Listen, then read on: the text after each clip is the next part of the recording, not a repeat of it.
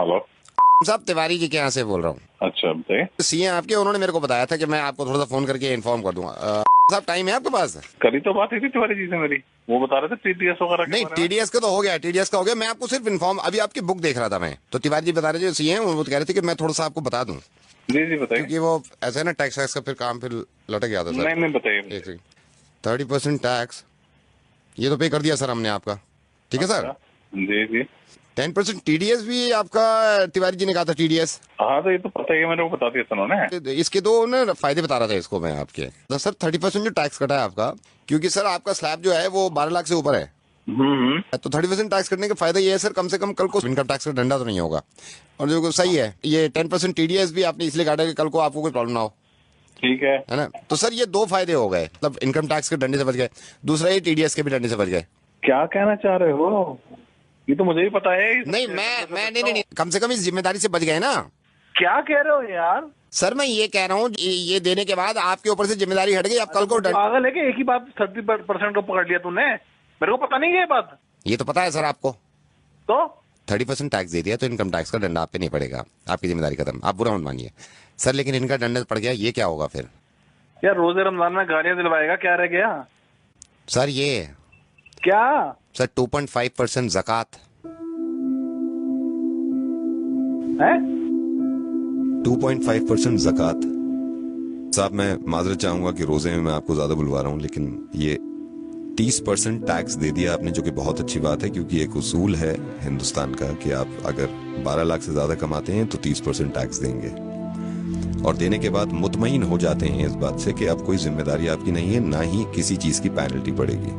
TDS दे देते हैं आप 10%, साहब 2.5%, वो भी आपकी इनकम पे नहीं, आपकी सेविंग पे, सिर्फ 2.5% ज़कात, जो कि आप नहीं देते हैं। आप बिल्कुल ये मत समझिएगा कि मैं इस चीज के लिए शर्मिंदा करना चाह रहा हूं आपको, मैं नाम तक नहीं बता रहा हूं भाई, मैं सिर्फ ये कहना चाह रहा हूं कि अगर आप इनकम टैक्स नहीं देंगे तो उससे जाती तौर पर किसी एक इंसान को परेशानी नहीं होगी, वो हमारी मुल्क की तरक्की के आड़े आता है। लेकिन अगर ज़कात नहीं देंगे, वो भी सिर्फ 2.5%, कोई ना कोई तो अल्लाह ताला ने आप में ये बात देखी होगी, सलाहियत देखी होगी कि ये एक ऐसा बंदा है मेरा जिसको मैं इतना दूं, इतना नवाजूं, और अल्लाह ताला को पूरी उम्मीद होगी देने से पहले कि ये इंशाअल्लाह उस पैसे में से ज़कात निकालेगा और उन लोगों की मदद करेगा जो मुस्तहिक हैं, जो परेशान हैं, और खास तौर से इस महीने में, जिस महीने में ज्यादा से ज्यादा निकालना चाहिए। मैं माफी चाहूंगा सबसे पहले कि मैं इस तरह आपको फोन कर रहा हूँ। मैं रेडियो मिर्ची से नावेद बोल रहा हूँ असलम भाई, और इस बात की किना मत रखिएगा दिल में, वो आपसे मोहब्बत ही करते होंगे जिन्होंने ये बताया कि आप उन्हें प्लीज समझाइए कि वो ज़कात दिया करें, क्योंकि वो भी ये चाहते हैं कि आपकी आखिरत संभल जाए। फोन मत काटिएगा, मैं छोटी सी बात आपकी इस बच्चे की कराना चाहता हूँ। मैंने फोन पे इनको होल्ड पे रखा हुआ और ये बहुत देर से इंतजार कर रहा है। मैं रेहान, जरा फिर से बताना, तुम्हारी अम्मी ने आज रोजा रखा है? नहीं रखा। रेहान, क्यों नहीं रखा रोजा उन्होंने? क्योंकि मेरी अम्मी बीमार है। तो तुम्हारे अब्बू क्यों नहीं इलाज कराते तुम्हारी अम्मी का, ताकि वो रोजे रख सकें? मेरे अब्बू के पास पैसे नहीं है। ये जो बच्चा है, इनकी वालदा को कैंसर है। इनकी वालदा रोजे यूं नहीं रख सकती क्योंकि ये बीमार हैं। बीमार इसलिए हैं क्योंकि ये इलाज नहीं करा सकती।